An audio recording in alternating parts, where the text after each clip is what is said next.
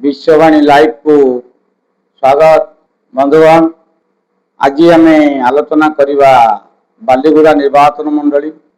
बालीगुड़ा निर्वाचन मंडली आदिवासी सीट से कंधमाल जिले में अवस्थित। आपण मान समझ जानते दर्शक बंधु 2004 रु 2014 पर्यंत बीजेपी कब्जा रहा बालीगुड़ा निर्वाचन मंडली।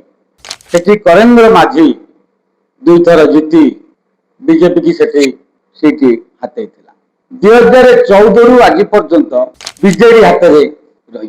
2014 निर्वाचन समय राजीव पात्र बीजेडी सेठी विजयी होते। तापरे चक्कर पाणी कंवर दुई थर सेठी विजय लाभ कर बीजेडी। आम कहीं विषय कहूँ ना चक्कर पाणी कंवर राज्यसभा निर्वाचन समय क्रॉस वोटिंग करते से बीजेडी निलंबित होती। सभ्य पद रद्द कोर्ट आश्रय ने बीजेडी सुप्रीमो कहते। वर्तमान से निर्वाचन मंडल स्थिति बड़ गोलिया घांटिया रही। से क्रॉस वोटिंग कले किए, चक्कर पाणी कंवर को कहला किए। चक्कर पाणी कंवर जड़े साधारण मनीष, अमायिक मनीष, कि प्रवर्तला किए पचर आज्ञा गोटे हाथ रही टुना दास बोली जड़े बीजेडी जिला उपसभापति एवं सी जिला संयोजक भी अच्छा। शुणा मिलूँ टुना दास बिना इंगित चक्कर पाणी कंवर किसी करते।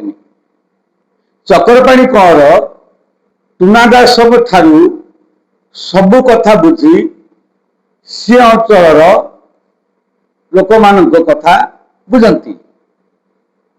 कारण चक्कर पाणी कंवर सीधा सीधी किसी से करें ना। तेणु यही कथा आम कहवा कथा जे बीजेडी सुप्रीमो टुना दास को बीजेडी कहीं निलंबित कले ना।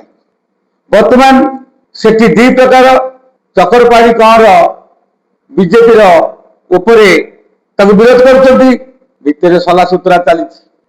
एपटे जिला सभापति पद्मनाभ बेहरा से पाखे पुरुना कि कौन कार्यक्रम में सहयोग करूना। तेणु एवं चक्कर पाणी कंवर टुना दास ठारू बुद्धि विचारी कार्य करती बा सलाहकार भाव में टुना दास होती चक्कर पाणी कंवर सलाहकार। तेणु ये जो बालीगुड़ा निर्वाचन मंडली जनसाधारण वर्तमान शुणा मिलूँ ये जो निर्वाचन मंडली लोक मैंने जो मैंने भरोसा करके भोट देते जो क्रॉस वोटिंग कले साधारण लोक चक्कर पाणी कंवर क्षुब्ध अच्छा। सी भावुं टुना दास को धरी मु सब करदेवी किंतु शेष जो कहुए राज्यसभा समय घोड़ा बेपार मध्यस्था टुना दास करना तो कि चक्कर पाणी कंवर को बलि पकड़ा टुना दास आसंता निर्वाचन को 2029 विधानसभा बीजेडी टिकट नापी बलि पकड़ा व्यवस्था करना तो चक्कर पाणी कंवर को किए से प्रवर्तला जे तुम क्रॉस वोटिंग कर जहाँकि दलर निर्देश को भी से मानिले ना। तेणु सबु खबर टुना दास पाखे जी वर्तमान बीजेडी उपसभापति जिला उपसभापति एवं जिला संयोजक भाव में कार्य करुछंती पाखे गुप्त पीड़िका रही। तेणु जना पड़ी चक्कर पाणी कंवर राजनीति 2029 को पुनः छेद पड़ कहीं आउ चक्कर पाणी कंवर पर आमर बालीगुड़ा निर्वाचन मंडली साधारण जनता खुशी ना। सेटा बीजेडी हाथ को आसवा पूर्व ସେଠି ମଧ୍ୟ ଦୁଇ ଥର ବିଜେପି ଜିତିଛି।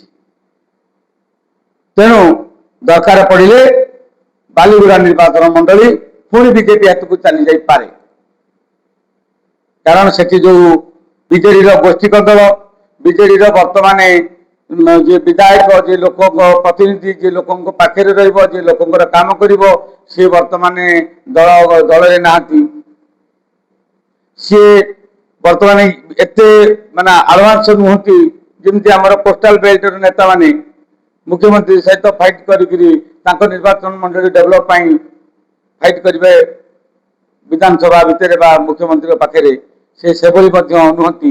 ତେଣୁ ଏଥିରେ ଆଙ୍କର ଏଇ ଚକ୍ରପାଣିଙ୍କ କହରଙ୍କର ନୀତି ଯୋଗୁଁ ବାଲିଗୁଡ଼ା ନିର୍ବାଚନ ଜନସାଧାରଣ ନିଶ୍ଚିତ ଭାବରେ ହଇରାଣ ହରକତ ହେଉଛନ୍ତି।